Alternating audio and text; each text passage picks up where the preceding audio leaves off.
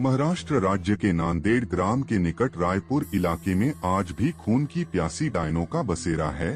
स्थानीय लोगों का मानना है कि यहाँ रात में गुजरने वाले लोगों को डायन पहले तो अपने वश में करती लेती है और बाद में उस इंसान का खून पीकर स्वयं को अमर करती हैं। वहाँ माना जाता है कि यह इलाका डायनों का है। यहाँ पर इंसान का कदम रखना खतरे से खाली नहीं है और अगर आप वहां पर गए तो किसी तरह की गलती आपके लिए काफी नुकसानदायक साबित हो सकती है। अगर आपको यह यकीन ना हो रहा हो तो आप यहाँ पर किसी भी पेड़ों में कील गाड़कर खुद ही देख लीजिए, लेकिन आप लोगों का मौत से सामना जरूर हो जाएगा। आप लोगों को भले ही यह अंधविश्वास या अश्रद्धा लग रहा हो, वो इस भूतिया गांव का यही दस्तूर है। इस भूतिया गांव को अभिशप्त माना जाता है। यहाँ पर एक दो नहीं बल्कि सारे इलाकों में डायनों का बसेरा जमा हुआ है। नांदेड़ के निकट इस छोटे से गांव में डायनों की अब पूरा राज्य बसा हुआ है।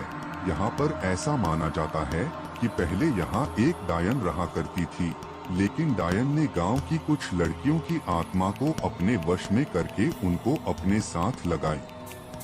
आज वही लड़कियां इन डायनों के साथ मिलकर खुद को अमर रखने की कोशिश करती है।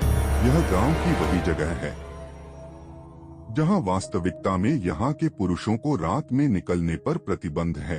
कब किस कौन सी जगह पर डायन उन्हें अपने वश में कर ले कोई नहीं जानता है।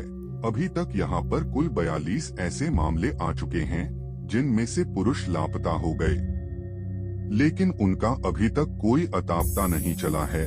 यही माना जाता है कि डायन उन पुरुषों को मार दिया होगा। रायपुर में पेड़ों को काटने पर भी प्रतिबंध लगाई गई है।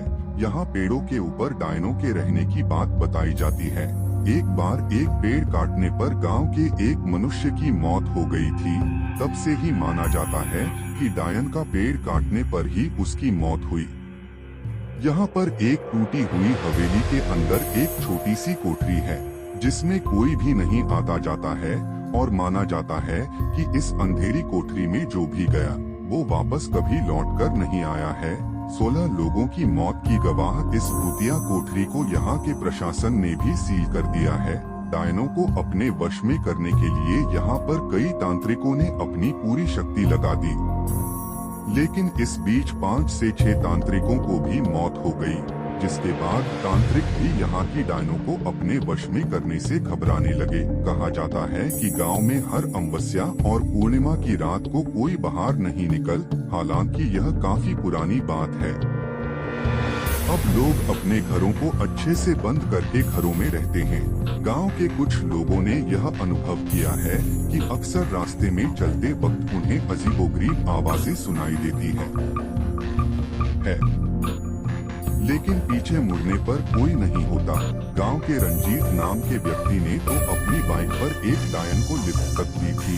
काफी लंबा रास्ता तय करने के बाद उसे एहसास हुआ कि उसके पीछे कोई बैठा हुआ है, पर उसने जब पीछे मुड़कर देखा तो कोई नहीं था। रायपुर के लोगों का मानना है कि यहाँ कई साल पहले एक खूबसूरत महिला के साथ गांव के कुछ लोगों ने बलात्कार किया था। उसे बंदी बनाकर रख लिया और बाद में उस महिला की बेरहमी से हत्या कर दी। इसके बाद वही डायन बनकर यहाँ अपना बदला पूरा करती है।